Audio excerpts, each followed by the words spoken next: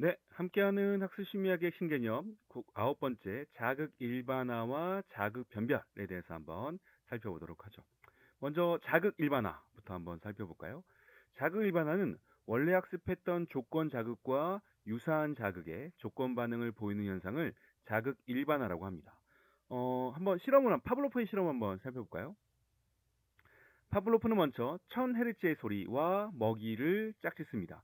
소리, 먹이, 침. 소리, 먹이, 침. 그러면 소리 하면 침이 나오겠죠. 1000헤르츠의 소리를 제시하면 침이 나옵니다. 뭐 이거는 우리가 일반적인 조건 형성의 절차인 거죠.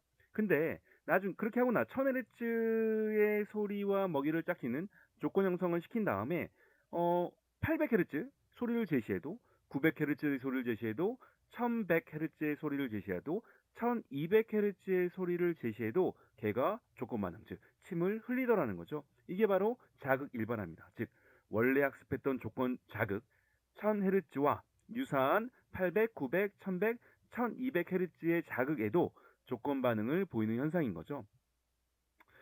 재밌는 건 800이나 1200Hz보다는 1000Hz에 가까운 900이나 1100Hz 소리에 좀 더 많은 조건 반응이 나왔다는 거죠. 자, 그러면 이 자극 일반화가 갖는 어떤 뭐 현실적인 의미는 뭘까요?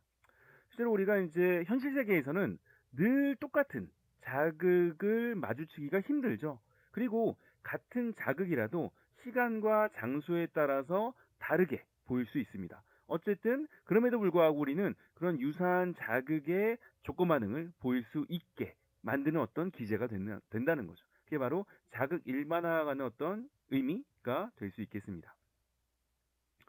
두 번째는 자극 변별입니다. 자극 변별은 원래 학습했던 조건 자극에만 조건 반응을 보이고 유사한 자극에는 반응을 보이지 않는 현상을 우리는 자극 변별이라 부릅니다.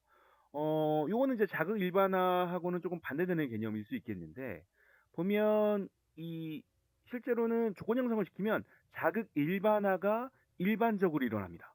그러니까 1000Hz의 조건 자극을 조건 형성시키면 뭐 아까도 했듯이 800, 900, 1100, 1200Hz의 소리에 조건 반응이 나온다는 거죠. 즉 자극 변별이 일어나지는 않는다는 거예요. 그래서 파블로프는 절차를 새로 고안해냅니다. 이 자극 변별을 시키기 위해서 어떤 방식으로 조건 형성을 시켰냐면 1000Hz 먹이 침 비슷한 900Hz에는 먹이를 제시하지 않고 침이 나오지 않죠. 이걸 이제 번갈아 가면서 시킵니다. 1000Hz 먹이침, 900Hz 먹이 제시하지 않음. 1000Hz 먹이침, 900Hz 먹이 제시하지 않음. 이런 식으로 1000Hz와 900Hz를 번갈아 가면서 조건 자극과 조건 형성을 시킨 거죠. 그랬더니 나중에 1000Hz에는 침이 나오고 900Hz에는 침이 나오지 않게 되더라는 거죠. 즉 자극 변별이 일어났습니다. 요거 이제 그래프로 보면 여기 이제 파블로프의 실험 절차입니다. 그 절차에 대한 결과입니다. 그래서 초기에 1000Hz와 900Hz를 아까 같이 번갈아가면서 시켰을 때 중간중간에 1000Hz 제시하고 침이 얼마큼 나오는지 900Hz 제시하고 침이 얼마큼 나오는지를 조사해 본 거죠. 근데 1000Hz의 조건 형성을 시키면 초기에는 900Hz에서 먹이를 제시하지 않더라도 900Hz에서도 침이 나오죠. 즉 자극 일반화가 일반적으로 나옵니다. 하지만 점차점차 이렇게 변변을 시키면 나중에는 1000Hz에만 침이 나오고 900Hz에는 침이 나오지 않는 자극 변별이 일어나더라. 실제로 이제 파블로프는 초기에 이 자극 변별을 시키기 위해서 어떤 절차를 사용했냐면 1000Hz 먹이침을 수백 번 조건 형성시킵니다.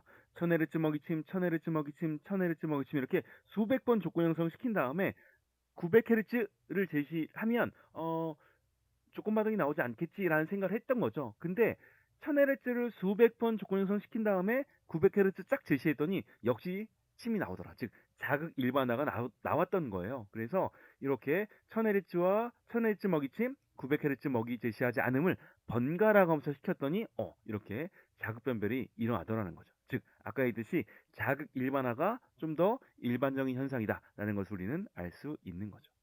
됐죠? 자, 이렇게 해서 우리가 함께하는 학습 심리학의 핵심 개념을 한번 다뤄봤습니다. 자, 여기까지 마치도록 하겠습니다. 네, 수고 많았습니다.